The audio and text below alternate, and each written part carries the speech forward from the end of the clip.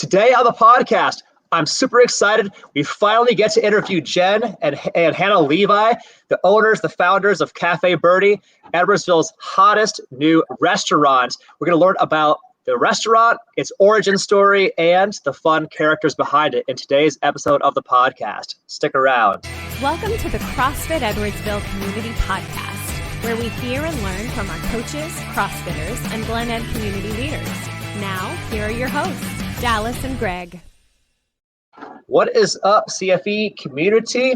I'm Coach G, and this is the CFE Community Podcast, where we occasionally get to interview Glen Ed business owners and the characters behind them. Today, we have the opportunity to speak with and interview the founders of Edwardsville's newest hit cafe, Cafe Birdie. Jenny, Hannah Levi, welcome to the podcast. Thank you. Great to be here. Great to be here. Great to have you. Is this the first time for you guys being interviewed on a podcast? Yeah, I've never been on a podcast. And neither have I. This is all hey, we're really excited. Thanks for making this your first. So to our audience, maybe you've heard, maybe not, Cafe Birdie is in downtown Edwardsville at 120 South Main Street.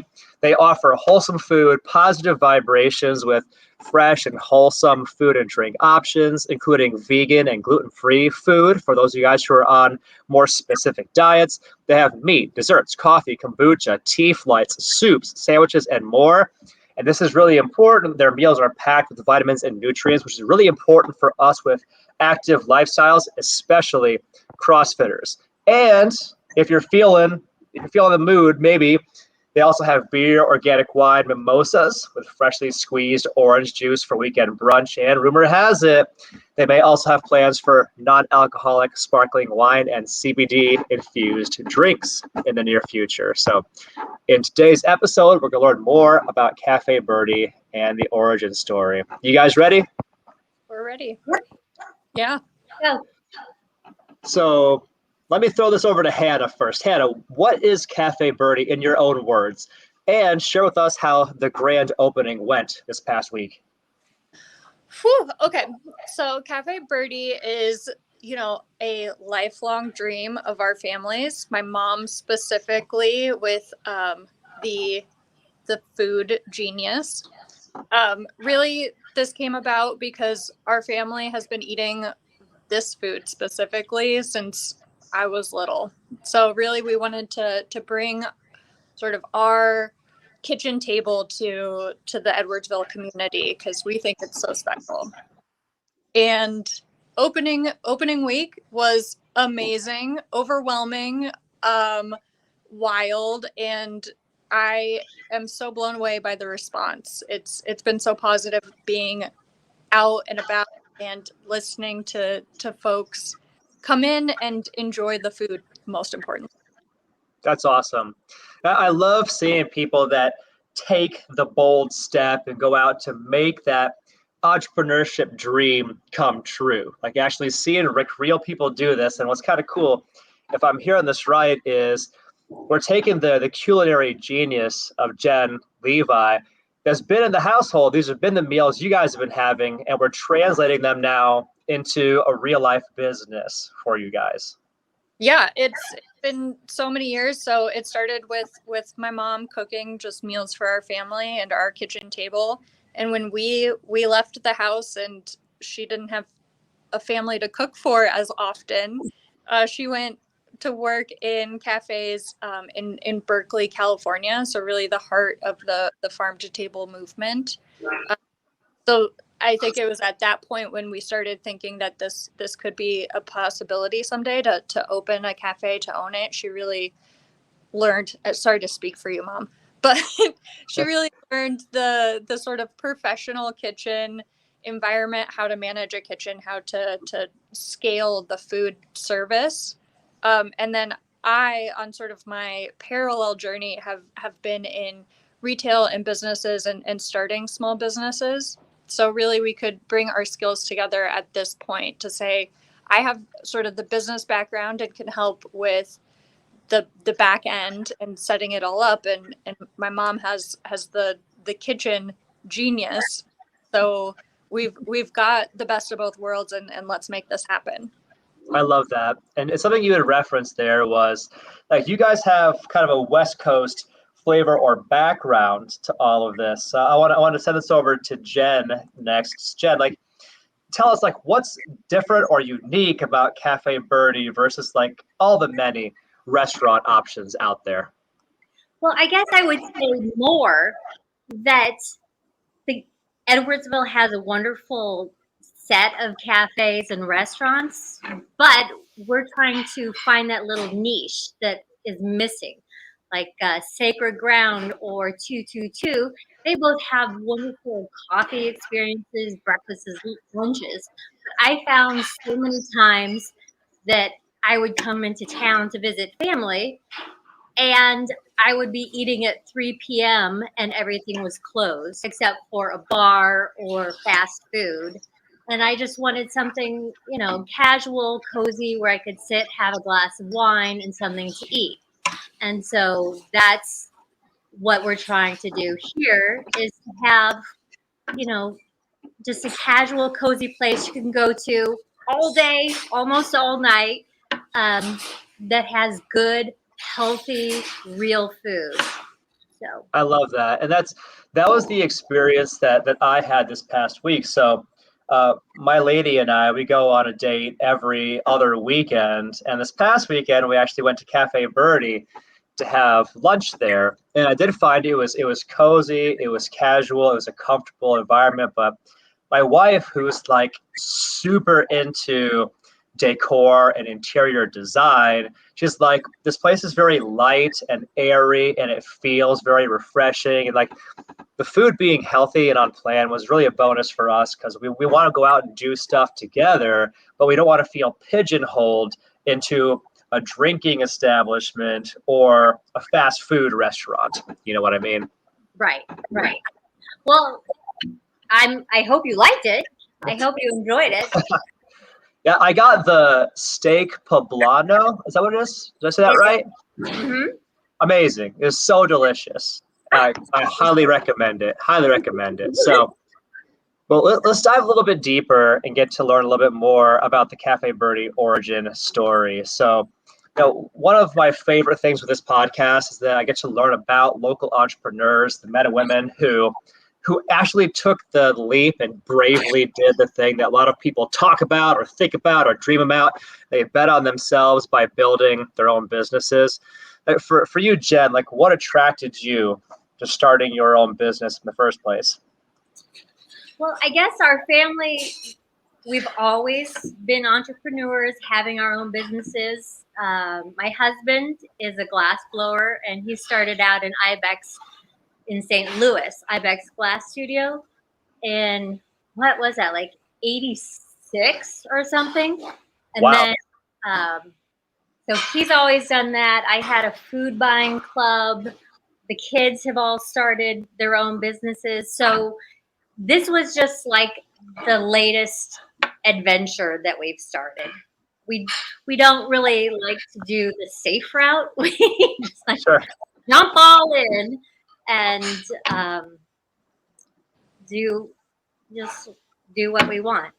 And do the thing. Like, was this scary for you guys to leave behind the safe road and go all in on yourselves? Like, talk to me about that. Well, again, it wasn't the safe road. It's the road that we know. I would say this is the safe road. Doing the wild thing is what our family is most comfortable with. Like my parents packed up and moved all of us to Seattle when I was, 4 years old, and then moved. Where did you go? You went to New York when I was in high school, and then Berkeley, California when I was in college. So just doing wild, big moves is sort of the history of our family as a collective. And it wasn't, I guess it's scary to do, and there are so many unknowns, but I think I was never concerned about whether we could do it, because my parents have been doing crazy things since before I was born. Sure. I'm I sorry. can relate. I can relate to that also. Like for me, my dad was a neuropathologist by trade. Like pretty much all the Skellies are in healthcare in some regard. Like I got my doctorate in physical therapy. Like, all of us are in healthcare in some regard. But I remember like when we were young, my dad was always trying to set up his pathology business. And we lived in the Northwest. We lived in the South. We lived in the Midwest. As we moved around, he was trying to find the right combination of things to be the big hit for his business to build. And like, I remember what it was like when he finally, like when things finally clicked and his business took off, and watching that grow, but and also watching for him for years and years and years plant those seeds and make the bet, like roll the dice on himself, bet on himself over and over and over again. It taught me the courage that it takes to go all in on you. And then same for like my wife, Caroline. Her mom is as entrepreneurial as it gets and has started several businesses and runs her own now to this day. And I think that we're all kind of groomed for that in a manner of speaking, that we saw the people who were like the most influential in our lives were the ones that were also taking those bold steps to build their own business and build their own thing. It's been kind of cool to see how that can be a generational thing and inspire the next generation, Hannah. So yeah, very definitely. cool.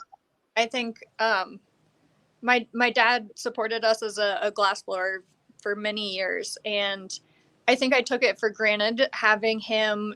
He was on our property. He was always accessible. Like I had a front row seat to what he did and worked, and I saw how hard it was. But I think that really informed a lot of my views. And so now coming back to it and saying like, no, you can do it. We can do it. Like, this is how we do it. This is just our next phase. I love that. So then saying it over to Jen for a moment. Jen, what is the mission, the vision statement of Cafe Birdie? Share that with us. Oh gosh. Well, the mission statement is just to have delicious, real comfort food in a beautiful space and be part of the community. It's all about sustainability. We're doing compost. We're going to do composting, and it's just having healthy lifestyles and being part of the community and inclusivity. Hannah, what else? What else is our mission statement? I mean, yeah, that's the mission is to provide thoughtful food and build community through food, essentially. I love that. So then like, that's like the ultimate vision of where you guys are going also. Like you're planting the seeds now and the direction you're heading. For you guys, like you're very early in the journey. What's been the biggest challenge or difficulty that you've encountered so far? I guess I'll ask you both that question. Hannah, for you, in your perspective, what's been the biggest challenge or difficulty in launching this business thus far? Well, we've had to be very patient. Construction took a long time. So the whole process of from when we first started saying like, no, this is a reality and we're going to do it, to opening was about a year. And so just sort of the patience to get it going was really challenging. But now that it's open, there are all the just processes and figuring out like, where do the cups go so it's most efficient? Like, how can we make our systems work? And our POS system for me is like, how do we get all of our things easily accessible in our little iPad so we can quickly ring people up? So it's those little things that are the biggest challenge right now. It sounds like, Hannah, you're the process person there. Is that right? Yes, it's me. Yeah. Here at CFE, I'm the process guy. The way that my INTJ brain works is I like to watch a complex process, break it down into manageable steps, first, second, third, fourth, fifth, turn it into a best practice or a standard operating procedure and then train everybody on it and then watch the efficiency magic happen. Like, I love that. That's my thing. It seems like maybe that's Hannah's gift also in all of this. 100%. I'm 100% process and like efficiency. I hear my mom just talk and say like, oh, today I had trouble getting the like sweet potato fries out on time with this and that. And I just hear her talk, and then I can say, okay, here are the 3 things that we can do to make that easier. Like, let's streamline this. Let's simplify. Let's make your life easier. Right. And that's what I love to do. But that's like the gift that we bring to this. But like, you also need to have people with like different skills. Like, it seems like Jenny is like the visionary and the operator, and it's like she's the one that like she has all the lightning. It's up to Hannah to capture it in a bottle. Is that how this works? Jenny, what's your perspective on this? So, Hannah, you're not capturing it right. What? It's been 2 weeks. I know. It's been 2 weeks. It's been 2 wonderful weeks. But we do have some glitches and hangups. I would like to speed up the time that, people get their food, and we will get there. Need to streamline things. And that will happen when we get more sleep, I think. Good luck with that. That might be a minute, Jen. Yeah. But no, it's been great. It's been really, really fun. It's been a lifelong dream to get to here, and I'm so thrilled with the positive feedback that I'm getting from everybody, and the support of the town is just amazing. So I couldn't be happier. It seems like, from my perspective, when I came in and actually like got lunch with my wife at Cafe Birdie, it seems very much like a family business. I got the feeling that there's more than just 2 Levi's working at 5. Yeah. So my husband, David, the glassblower, is also a partner, and he's been in back washing dishes and doing prep. So that's great. One of our sons, Xander, came in for the first couple weeks, 1 week before, 1 week that we were open, to just help in the kitchen and just make everything perfect. He was great. I want him to move here, but he likes Portland. And then our other son, Smith, is a metal fabricator. He lives in Seattle, and he's made some of our plant stands, and he's going to do some more metal work for us. And I think some of the artwork is the kids. So it's definitely a Levy family place. Absolutely. Now, like, how is that for you guys? Because I know like one of the relationship dynamics that me and my wife had to figure out was, it's almost like your husband, wife in one box, and then like your business partners in another box. And like, it's real hard to like dance between these 2 things. It's like, I imagine like if Jenny is sending orders to her team across the kitchen, there's like the dynamic of it's also your husband too. You know what I mean? Like, what is that for you guys? Well, I guess you could ask him, but so far I think it's been going great. When our son Xander was here, it just worked so well. We worked really well together. All 4 of us were working really well together. David and I have been married for 35 years or something? Insane. Wow.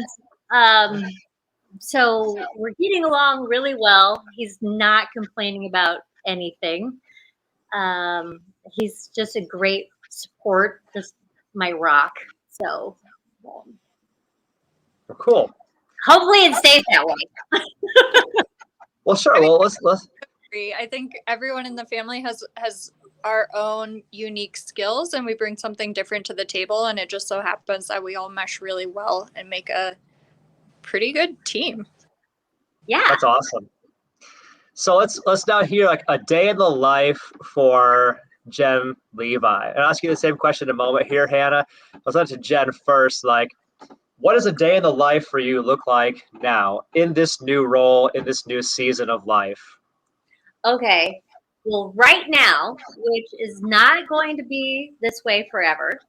Right now, I get up about 4:30 in the morning, and I let Birdie out because Birdie's staying with me while Hannah's doing her traveling. My dog. Yeah, Birdie, Cafe Birdie, the toy poodle. So she gets up with me. I let her out, have some coffee, go to work, start prepping for the day. And then the cafe fills up. We're making food. Then we do lots of cleaning. I get home around 8, say hello to Birdie, and go to bed. That is my life right now. Is 4:30 an early start for Jen, or is that normal? That is not normal. I'm a night person. When we were getting this place ready and building out, I would get up around 10, 11, start my day working then, and then go to bed around 1 or 2, I guess. So this is hard, getting up at 4:30. Yeah, I'm hoping that I can change that to 6. I could work with 6, but Yeah. yeah. But that's a new business owner thing. I knew what I was getting myself into, but I can still complain about 4:30. Hannah, I can tell you have a hot take on this also. Well, what are your thoughts on this? And then what is a day in the life for Hannah now? Oh yeah, I feel for my mom having to get up so early because I too am not a morning person. You could not pay me money to wake up at 4:30, so I'm grateful she does. My day looks a little bit different. I actually have a day job where I am in the corporate world, and so I've been doing a lot of traveling. So my day looks like I get up, like 7-ish, go to my day job, do social media sort of on the side, messaging people, checking in. Not while you're working though. Not on the clock. Not on the clock. On my break. On my breaks. On your break. We're gonna try hard not to get you in trouble on this podcast. Yeah. No. Never on the clock. Never on the clock.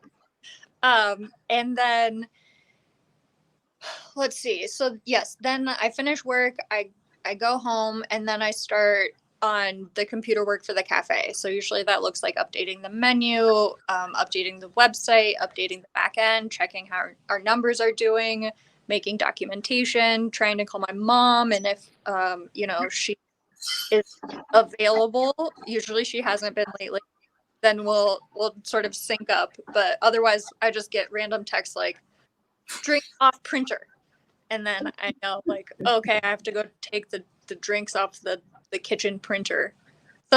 So it's a lot of sort of computer work, supporting the back end and trying to get everything smooth, operating smoothly for the team in the kitchen. Absolutely. So then, saying back to you, Jen, like how are you balancing, or are you like, and if so, how are you balancing like all these work, like the being a business owner, and then also being a spouse, being a person with life and hobbies and like interests outside of this? Like, how does Jen do the work-life balance? Or in startup phase, is there just like no such thing? Like, what's your thoughts on that? Right. I am looking forward to having the work-life balance, and as a startup, I'm not expecting that. David and I spend all of our day together at the cafe, and go home together at night. So we're seeing enough of each other. So that balance is good. But I do have hobbies.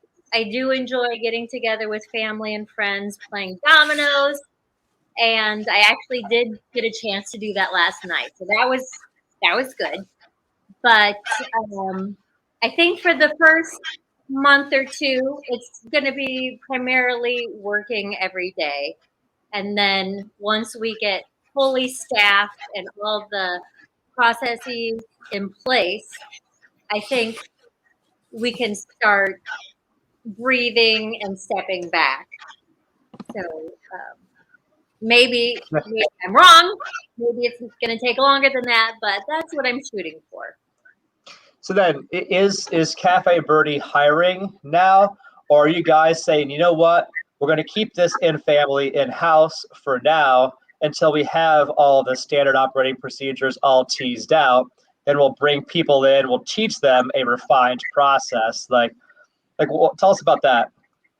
Right. Do you want to take this, Hannah, or should I? Yeah, I'll take it. We're definitely hiring. The response has been overwhelming and more than we anticipated. So we definitely need more help. And a process is never perfected. So there's never going to be a time where I'm like, okay, this is ready for forever. It's better to get people in, to get them training, to hear what they think, and our employees are coming up with great ideas and helping us to define these SOPs and processes. So looking for more. And also the outdoor patio hasn't even opened yet. So, that Actually, what? I've got to run. So Okay. Bye. Yeah. So the outdoor cafe is going to open, and we will definitely need more staff to help with that. Sure. Okay. So then let's do kind of a lightning round, Jen, to kind of wrap up the podcast here. Hannah had to step out to go back to corporate responsibilities. Yes. So it's just us with Jen on the podcast now. So quick lightning round, some faster paced questions here. First, how has a failure or an apparent failure that you've experienced in the past set you up for later success? Or to put it another way, do you have a favorite failure of yours? Why would I ever have a favorite failure? Favorite failure. No, I like being my own boss. So I guess that's a thing. When I was looking for a job after the pandemic, I guess the jobs that were out there were not interesting to me with my skill set. They just weren't interesting. And so I guess open my own cafe, my own thing, and then I can't complain about it. Love it. Okay. So in the last 5 years, what new belief or behavior or habit has most improved your life? Go. Kayaking. No kidding. Kayaking. Tell us more. Well, I live out at Dunlap Lake, so it's not that big of a place to go kayaking, but we have kayaks, and it's just a wonderful thing to do first thing in the morning or at sunset. Love it. Shout out to my friends Josh Turner and Nikki Taylor, who also live at Dunlap Lake. Some more CrossFitters here from CFE. Shout out to the people. Okay, Jen, what's an absurd habit or an unusual habit, a crazy thing that you love? Go. Dominoes, word games. I love them. My family hates them. They hate playing with me. They think that I'm competitive, but I'm not. I just, why play a game if you're going to lose? You play to win. So I guess that's my crazy thing. Got it. So okay. We're talking about word games, so like Sudoku, word search. What kind of word games are we talking about here? Well, of course, New York Times, Wordle. Oh my God. I haven't even been able to play these things because I've been working. So I have the New York Times daily crossword puzzle, and then Wordle, I was doing Words with Friends, but got bored with that. Too many ads on there. And then Sure. Sudoku was a couple years ago, but I'm onto words instead of numbers. All right, so Jen, if you have a gigantic billboard anywhere with anything on it, metaphorically speaking, you're getting a message out to millions or billions of people, what would your billboard say and why? And it could be a few words, it could be a paragraph, if helpful. It could be somebody else's quote, any quotes you think of often or live your life by. Go. It's going to sound stupid and corny, but I'm going to say, be nice.